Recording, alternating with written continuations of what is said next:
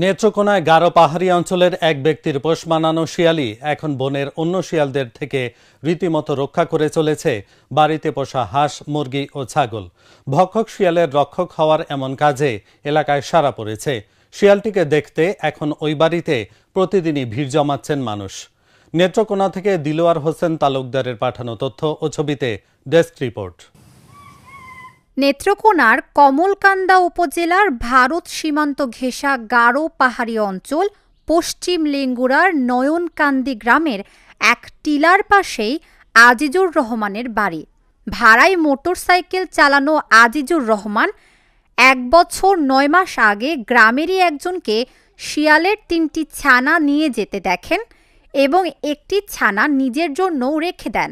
বাড়িতে এনে ছানাটি তিনি ও তার পরিবারের সদস্যরা লালন পালন শুরু করেন।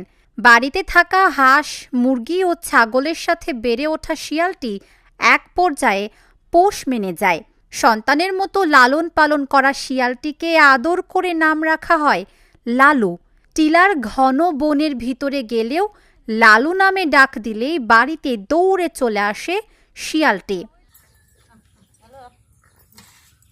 অদ্ভুত এই ঘটনা এলাকায় চাঞ্চল্যের সৃষ্টি করেছে। শিয়াল দেখতে ওই বাড়িতে ভিড় জমাচ্ছেন এলাকাবাসীরা।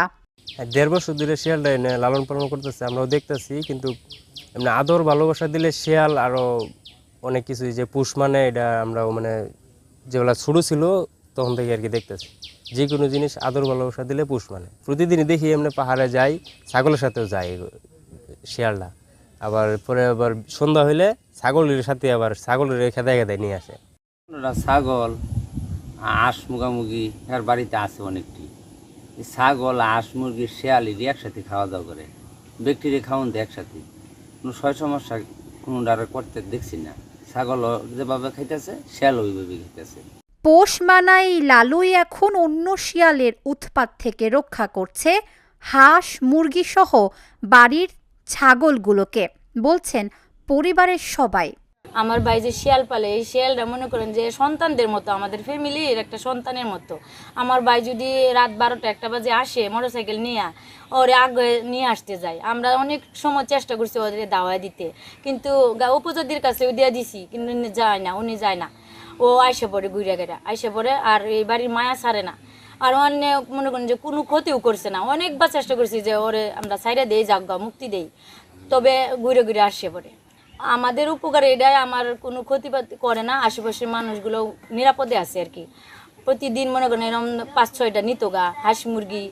ওই শিয়াল থাকাতে মনে করেন যে অন্য শিয়ালগুলো এসে কোনো ডিস্টার্ব করতে পারে না, আর কোনো ক্ষতি করতে পারে না। 2 বছর ধরে শিয়াল পালতাছে। ওই যে এনে আব্বা গর্ত করে দিচ্ছে, এনে থাহে খাওয়া দাওয়া করে, এনে বাসায় যা ঘরে যাইতেছে। এই আমরা নিজেরা যা খাই তাই খাইতেছে, ভাত, মাংস এগুলাই খাইতেছে।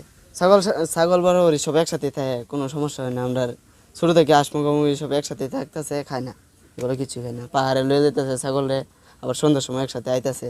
প্রতি বছর পাহাড়ি শিয়ালের আক্রমণে বাড়ির গৃহপালিত অন্যান্য পশু ক্ষতিগ্রস্ত হতো, কিন্তু শিয়াল পালার পর থেকে বাড়ির আশেপাশে থাকা সমস্ত পশুই নিরাপদ, বললেন শিয়াল পালক আজিজুর।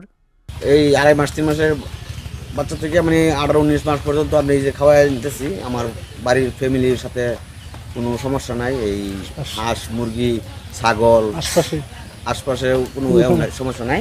বাড়িতেই থাকতেছে, খাইতেছে, ভাত দিলে টাইম মতো ভাত খাইতেছে। এই মানুষের সামনে আয়া ডাককে আনলেও আই, লালু নাম রাখছি, লালু করে ডাক দিলে আই। পাহাড়ে থাকলেও আই, এই গর্ত বানাই দিছি, ওনে থাকে। আমার প্রত্যেক বছর 15-20টা ছাগল থাকতো। পাহাড়ে যেতে পারি, গরিব মানুষ এই হিসেবে আমরা ছাগল টাগল পালন করতাম। প্রত্যেক বছর 4-6টা বাচ্চা শিয়ালে খাইতো, জঙ্গলি শিয়ালে। শিয়াল পালার পর থেকে কিন্তু একটা বাচ্চা আর শিয়ালে খায়। ভালোবাসা দিয়ে সবই জয় করা সম্ভব, এর উদাহরণ সৃষ্টি হয়েছে শিয়ালটির পোষ মানার মধ্য দিয়ে।